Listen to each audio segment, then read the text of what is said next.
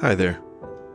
So, today I wanted to talk about something that really challenges the normal view of success.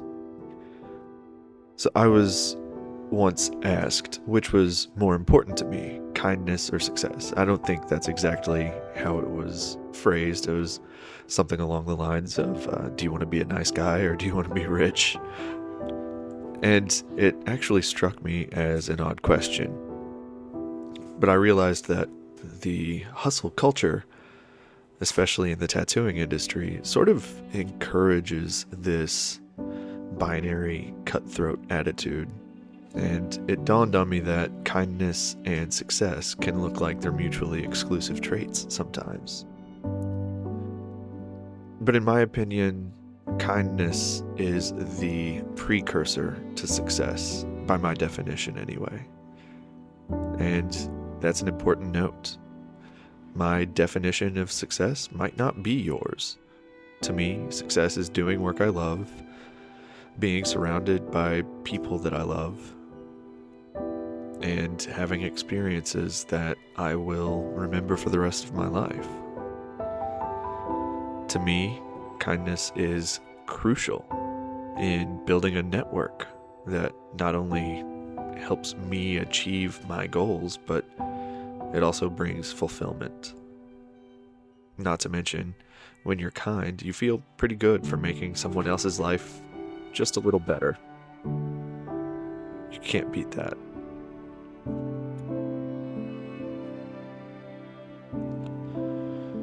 Kindness is often overlooked in the business world and especially the tattooing world. Hell, if you work around older tattoo artists, you'll hear plenty of stories about bricks through windows, crowbars to the knuckles.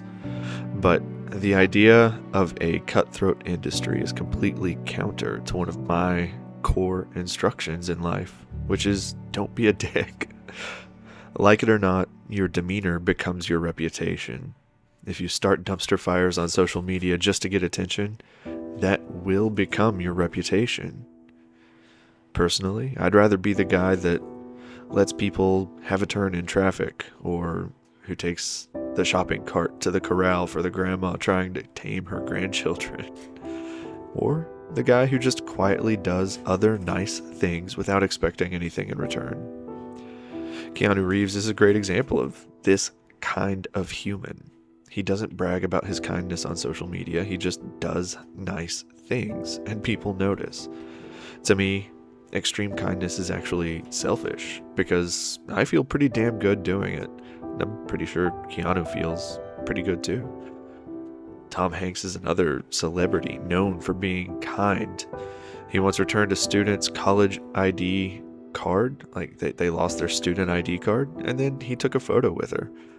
Another time, he helped a couple take their wedding photos in Central Park. He's just known for being very supportive and kind, even to his colleagues on set. Leonardo DiCaprio has even called Tom Hanks a role model.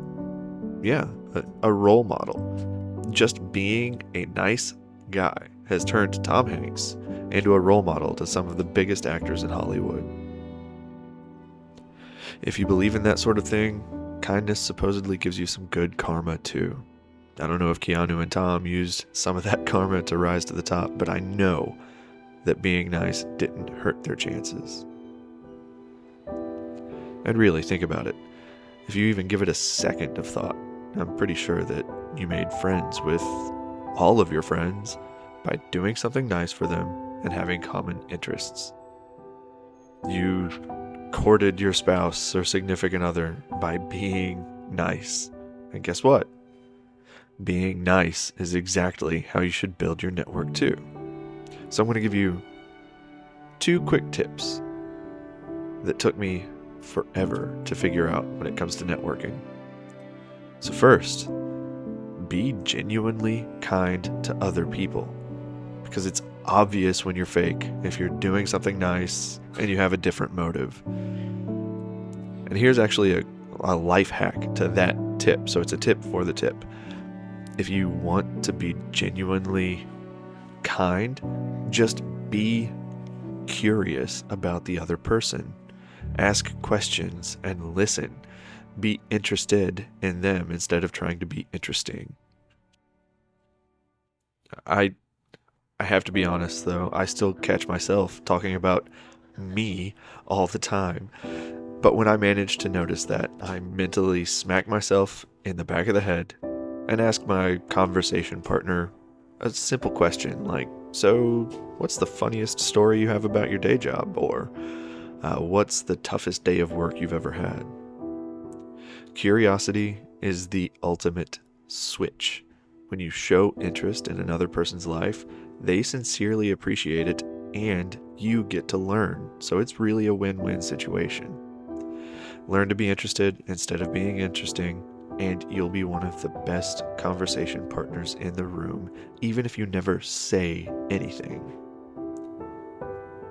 What's really wild about this tip is that it works for almost anyone. I've reached out to several of my heroes over the past couple of years and just asked them questions about their lives. I didn't ask for anything, I just asked about them. And I've received more responses than I ever would have expected. So that's just some food for thought.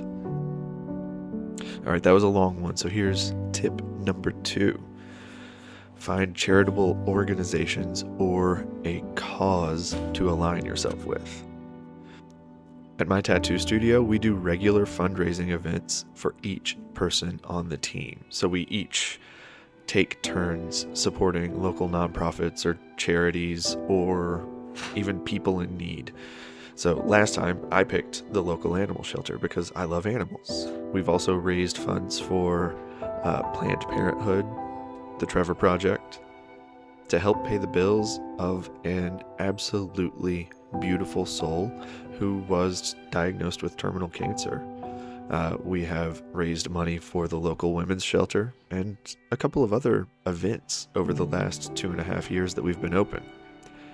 Now, we did that because we wanted to. We wanted to help. But aligning yourself with an altruistic cause has a tendency to attract other people who are passionate about helping in the same way you are. And those are good people to have around.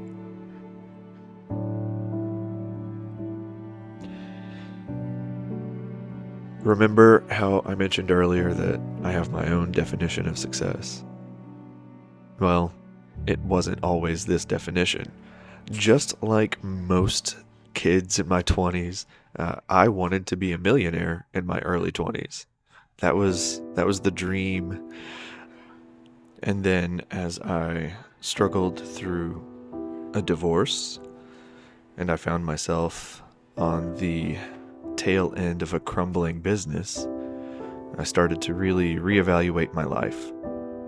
So in regards to the divorce, I wasn't unfaithful or abusive, but it was a very codependent relationship, and we were both responsible for the marriage crumbling. And then my personal problems with the divorce crushed my business. So I ended up moving back in with my grandfather in Kentucky after living in a nice, gated community in Austin, Texas. So this experience was painful, to say the least, but I did my best to learn from my past, and I approached all of my relationships differently because being alone was the most painful part of that. Being surrounded by people I love was a new requirement for my success. So I had to start finding those people, and I had to be nice if I wanted to keep those people around. I eventually met my now wife, and things started to turn around for me. I avoided the codependent behavior, and I did my best to give her love without expectation. And I worked on being the best version of myself.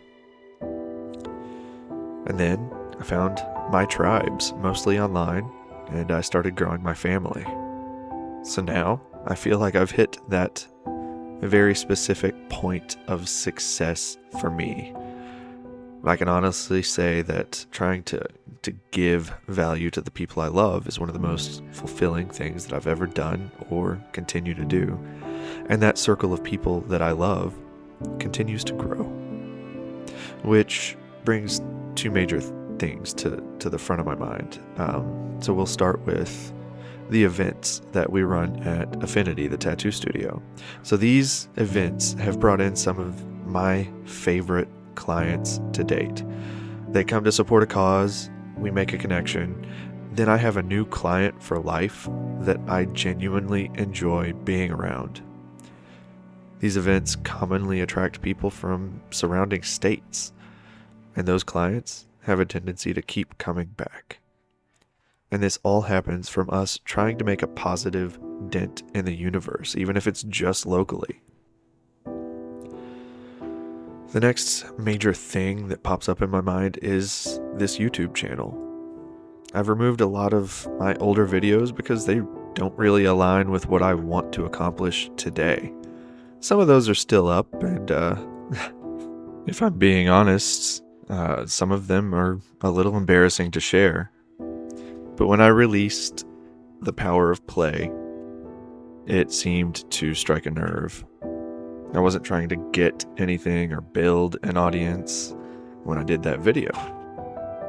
And I think it was relatable. I made something that I would enjoy watching, and I shared a little more than I thought I should. As Neil Gaiman put it, when you feel like you're walking down the street naked, you might be starting to get it right. That's how these videos feel to me. Like, who's gonna care about me wanting to be nice? Does anyone want to watch me make a shitty drawing or a painting? Who's gonna care if I want to be nice and make the world a better place? Who gives a fuck if I share how I almost destroyed my family's future by taking on too much risk? Does anyone care that I still have a mountain of student loans? I mean, I don't know. But sharing something vulnerable about myself seems to be one of the most kind and relatable things that I've been able to do, because it starts conversations. I get to help people see ideas through a new lens, and I get to build connections. And if videos like these start a domino effect of some sort of kindness, then I've found a way to amplify this idea, which makes me feel even more amazing. So it's my greedy fulfillment of altruism. So, on that note, thanks for watching. I hope you can go and be a light for someone else today, and do it without expectation. Do it because it's a good thing to do. Do it to provide value to someone else and not try to capture it. Do it because you need to be kind before you can be successful. By my definition, anyway. So have a wonderful day or night whenever you're listening to this. And I look forward to our next conversation.